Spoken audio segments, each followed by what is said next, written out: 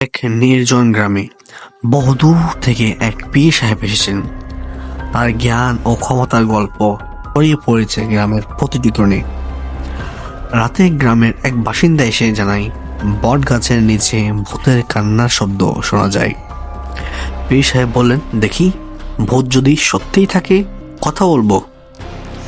পীর সাহেব বট গাছের নিচে বসে তসবিহ হাতে নিয়ে দোয়া পড়তে লাগলেন।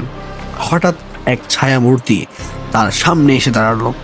পীর সাহেব বললেন, কে তুমি?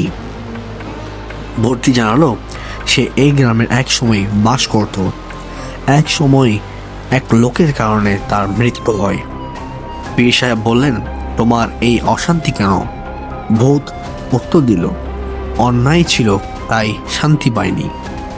পীর সাহেব বললেন, তোমার প্রতিশোধের প্রয়োজন নেই, মানুষের ভুলে ক্ষমা করার মাধ্যমেই শান্তি পাওয়া যায়। দোয়া করি আল্লাহ তোমার মুক্তি দিবে।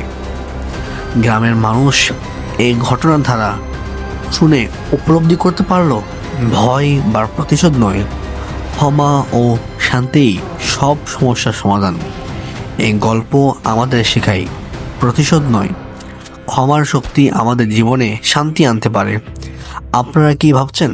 কমেন্টে জানাবেন এবং আমাদের চ্যানেলকে সাবস্ক্রাইব করে পাশে থাকবেন। আসসালামু আলাইকুম।